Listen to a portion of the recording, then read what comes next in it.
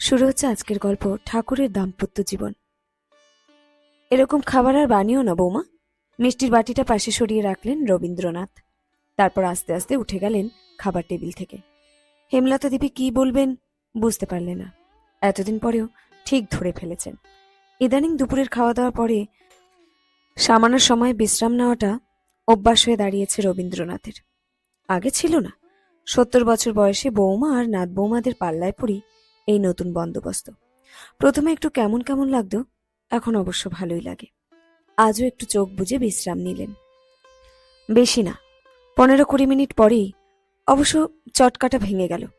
আরে, এ কি বৌমা, তুমি কখন এলে? পায়ের কাছে বসে কেন? হেমলতা দেবী চোখ তুলে তাকালেন।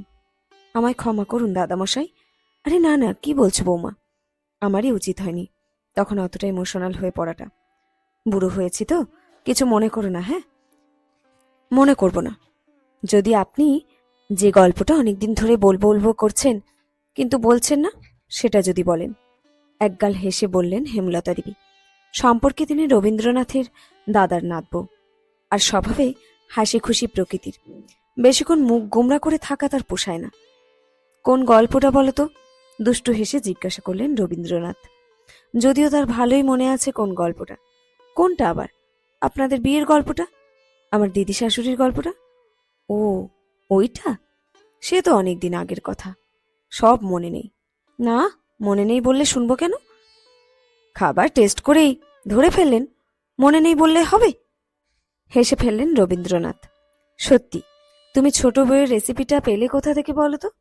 অবিকল বানিয়েছ। ওমা, আপনি জানেন না? ওনার রেসিপি লেখা খাতাটা তো আমাদের কাছেই থাকে। বাহ, তাই তো বলি। তাই তুমি কদিন ধরে বলেছিলে আমাকে একটা খাবার খাইয়ে চমকে দেবে। তা আগে করনি তো। আজ কি ব্যাপার? আপনার কিচ্ছু মনে থাকে না দাদামশাই? আজই তো আপনাদের বিবাহ বার্ষিকী। হ্যাঁ, আজ? আরে তাই তো, আজই তো 24শে অঘ্রাণ। না, সত্যি কিছুই মনে থাকে না। রবীন্দ্রনাথ একটু উদাস হয়ে গেলেন। ইস, কি করে আজকে দিনটা ভুলে গেলেন। মেমোরিটা একেবারে গেছে। অবশ্য মেমোরির আর দোষ কি? এ কি আজকের কথা? ছোট বউ তো চলেই গেছে আজ থেকে 30 বছর আগে। তখনও 29 আর রবীন্দ্রনাথ 41। একসঙ্গে ছিলেন মাত্রই 19 বছর। মাত্র 19? আবার কি, আসলে আরো কম। বিয়ের সময় বয়স কত আর, 9 কি 10? তখন তো আর আমার কাছে থাকতো না। বিয়ের পর তখন তো সবাই আবার বাপের বাড়ি চলে যেত। যদিও ওদের বাপের বাড়ি গরিব ছিল বলে বাবা মশাই বৌমাকে আর বাপের বাড়ি পাঠাননি। জোড়াসাঁকোতেই রেখে ট্রেনিং চলছিল। লরেটও ইংরেজি শিখতে যেত। বাড়িতে সংস্কৃতি টিচার রাখা হয়েছিল। আমি একটা কথা জিজ্ঞেস করব, কিছু মনে করবে না? বলো না, মনে করব কেন? অনেকদিন কেউ এসব জিজ্ঞেস করেনি। ভালোই লাগছে বলতে। আমি শুনেছি খুব সাধারণ ফ্যামিলি থেকে এসেছিলেন। দেখতে শুনতেও নাকি অতি সাধারণ ছিল, তাই তো? আসলে জানো তো, আমাদের বডিতে ফর্সা, রং, সুন্দরী এসবগুলোকে খুব প্রাধান্য দেওয়া হতো। মানুষটা কেমন সে কথা যেন ভাবতই না। আমার বৌদিরা তো বিরাট হতাশ হয়েছিল। এই নাকি রবির বউ। তাহলে বিয়েটা হলো কেন? সে অনেক কথা। আমরা তো পিরালির ব্রাহ্মণ, অরিজিনাল টাইটেল কুশারি। সেই কবে মুসলমানের হাতের ভাত খেয়েছিল, তাই বলে বর্ণহিন্দুরা কেউ আমাদের ঘরে মেয়ে দিতে চাইত না। ফলে আমাদের বউয়েরা সব যশোর থেকেই আসতো। আর মজাটা কি জানো? গায়ের রং নিয়ে বৌদিদিদের এত চিন্তা, অথচ আমার বৌদিরা কিন্তু প্রায় সবাই আমার দাদাদের থেকে কালো। তবু বিয়ের কয়েকদিন পরে তারা এসব ভুলে রবির বউয়ের গায়ের রং কেন চাপা সেই নিয়ে। সে অবশ্য সত্যি কথা। আমরা যারা ঠাকুর পরিবারের বউ, তারা কেউই আপনাদের বাড়ির ছেলেদের নখের যোগ্য নই। না না, ওরকম বলো না। মানুষের গায়ের রং কি মানুষের পরিচয়? তার গুণটাই তো আসল। সে যাগে।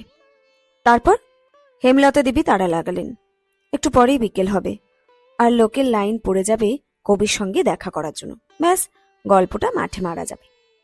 তো বুঝলে, কানাঘুষো শুনে আমারও মনটা কেমন করছিল। তখন আমার বয়স 22। মন তো রোমান্সে থই থই, কিন্তু কি আর করব, খবর নিতে লাগলাম। মেয়ের ভালো নাম ভবতারিণী, ডাকনাম দুটো, পদ্ম আর ফুলি।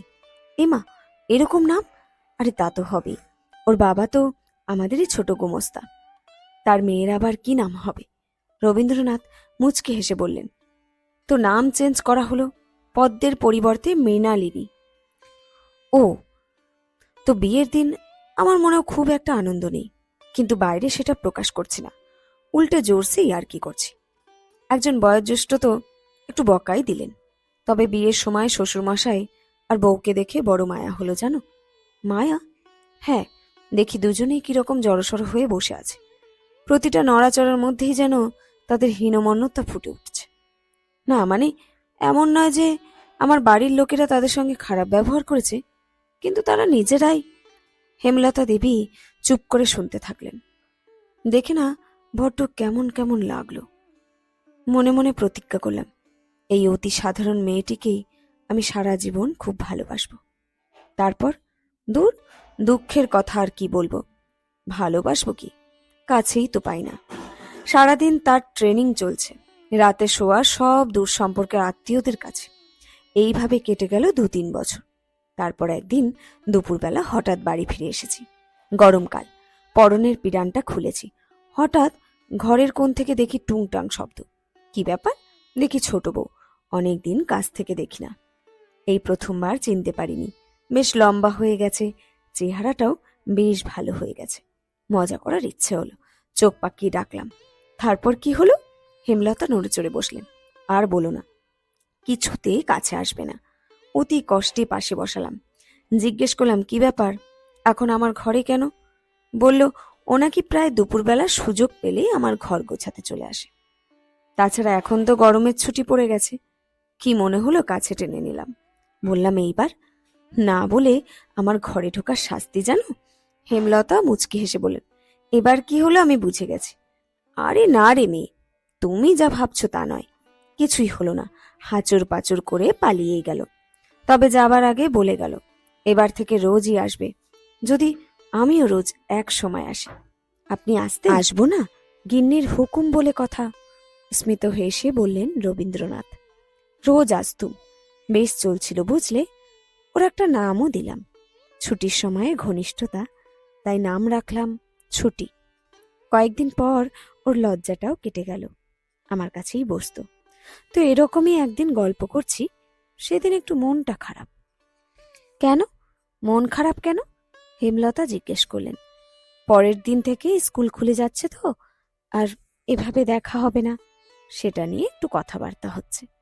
এমন সময় আমরা গল্প করতে এমনি মশগুল, খেয়ালই করিনি আমার এক বৌদি আমাদের গল্প করতে দেখে ফেলেছে। আর যাই কোথায়, সারা বাড়ি সেটা রাষ্ট্র করেছে। তারপর তারপর আর কি, শাস্তি পেতেই হলো। শাস্তি? কি শাস্তি? আবার কি? দুপুরবেলা এভাবে লুকিয়ে চুরিয়ে দেখা সাক্ষাৎ বন্ধ। ইস ইস বলে ইস, দুপুরে এভাবে দেখা করা যাবে না। তবে তবে তবে এবার থেকে রাত্রে দেখা করা যাবে, কারণ এবার থেকে ছোট বউ আমার কাছে থাকতে পারবে। ওহ, কি মজা! হাততালি দিয়ে উঠলেন হেমলতা দেবী। নাত বৌমার ছেলে মানুষই দেখে বেশ জোরে হেসে ফেললেন কবি। হেমলতা এবার একটু লজ্জা পেয়ে গেলেন, তবু জিজ্ঞেস করলেন, তারপর? তারপর আর কি, কিছুদিন পরে ছুটির কুল আলো করে এলো আমার বড় মেয়ে বেলা। আর তার কিছুদিন পরেই জমিদারি দেখাশোনার জন্য সপরিবারে চলে গেলাম গাজীপুর। গাজীপুর না শিলাইদহ? আরে ওই গাজীপুর বাসের পরিণতি হলো শিলাইদহে। শুনেছি সে নাকি খুব সুন্দর জায়গা। সুন্দর বলে সুন্দর? বাংলাদেশের মতো সুন্দর পৃথিবীতে কোথাও আছে নাকি? আর এই শিলাইদহে গিয়ে আমারও লেখার হাত খুলে গেল। আর তোমার দিদা শাশুড়িকেও যেন নতুন করে চিনলাম। নতুন করে? হ্যাঁ, নতুন করে। আসলে কে জানো, এখানে তো বাড়ির ছোট বউ, আর ওখানে তো ওই সর্বময় কর্ত্রী। ওর গুণগুলো যেন শিলাইদহে পাখনা মেলে দিল। ছোট বউয়ের রান্নার হাত তো বরাবরই ভালো, ওখানে গিয়ে আরো সরেস হয়ে গেল। কত উদ্ভট আবদার করতুম, সব বানিয়ে খাওয়াতো। কিরকম? যেমন ধরো দইয়ের মালপো। দইয়ের মালপো? এরকম খাবারও হয় নাকি? ওই খাতাটাতে এটা লেখা নেই তো। কেন লেখা নেই আমি কি করে বলবো? তারপর ধরো পাকা আমের মিঠাই, চিড়ের পোলাও, কচুর পিঠে। এ বাবা, হেমলতা কলকল করে উঠলেন, এগুলো একটাও লেখা নেই। কি হবে? কি আবার হবে? কিছুই হবে না। তোমার রান্নার হাতও ভারী চমৎকার। তুমি যেমন রাঁধো তেমনই রাঁধবে। তো যা বলছিলাম, এ তো গেল রান্নার কথা। মানুষকে ভালোবাসার একটা অদ্ভুত ক্ষমতা ছিল ছোট বউয়ের। আমি ছিলাম জমিদার, ফলে আমার সঙ্গে সব প্রজাদের ঠিক বনতো না, কিন্তু ছোট বউ হয়ে গেল সব প্রজাদেরই মা। রোজই বাড়িতে এক গাদা পাত পড়ত। সময় নেই অসময় নেই প্রজারা হাজির। কারোর খাজনা মকুব করতে হবে, কারোর মাইনে একটু বাড়ানো দরকার, রাস্তা সারাইয়ের টাকা লাগবে। একবার আবদার হলেই হলো, সঙ্গে সঙ্গে আমার কাছে হাজির। তোমার দিদি শাশুড়ির মুদ্রা দোষ ছিল, এই শুনছো বলা, এই শুনছো অমুকের মেয়ের বিয়ে হচ্ছে না, ওকে কিছু টাকা দিতেই হবে। এই শুনছো তমুকের বাড়ির চাল ঝড়ে উড়ে গেছে, ওকে একটু সাহায্য করো না। ইস, কি ভালো মন, আর ভালো মন। আমি মাঝে মাঝে মজা করে বলতাম, এরকম করলে জমিদারি লাটে উঠবে তো। তবে না করারও উপায় নেই। না বললেই হয় ঠোঁট ফুলবে, নয়তো নয়তো মহাজনের কাছে নিজের গয়নাগাটি বন্ধক রেখে টাকা জোগাড় করে দেবে। সে তো প্রেস্টিজ নিয়ে টানাটানি। কাজেই যা বলতো তাই করতাম। তারপর তারপর সংসারও ভরে গেল। আরো 2 মেয়ে আর 2 ছেলে হলো। জমজমাট ব্যাপার। সত্যি বলতে কি, শিলাইদহে আমরা আমাদের দাম্পত্য জীবনের সেরা সময়টুকু কাটিয়েছি। আপনাদের ঝগড়া হতো? হবে না? ছোট বউ ঝগড়া করতো, আমি খেতাম খুব কম বলে, আর আমি রেগে যেতাম ও একটুও সাজতো না বলে। একটুও সাজতেন না? না, একদম না। আরে তুমি জমিদার গিন্নি, সারাদিন ভূতের মতো পরিশ্রম করো আর পেতনির মতো সেজে থাকো, লোকে কি বলবে? তা উনি কি বলতেন? কি আবার, মুখ টিপে হাসতো আর পরক্ষণেই বলতো, এই শুনছো, ওই পাশের গ্রামের বদ্রি এসেছিল, ওর নামে সমন এসেছে, তুমি একটু কোতোয়ালিতে বলে দাও না। তারপর তারপর এত সুখ আর সইল না। আমার মাথায় শান্তিনিকেতনের ভূত চাপলো, আর কষ্টেরও শুরু হলো। কেন? উনি কি মানিয়ে নিতে পারছিলেন না? না না, ঠিক উল্টো। সেখানে গিয়েও তো একই দশা। সেই সবারই মা, তবে কষ্ট পেত নিজের ছেলে মেয়েগুলোকেও, যখন অন্যদের সঙ্গে বসে জলো ডাল আর কাকড়ে ভরা ভাত খেতে হতো। আর বোলপুরে তো খুবই গরম। শিলাইদহের সঙ্গে বোলপুরের তুলনাই চলে না।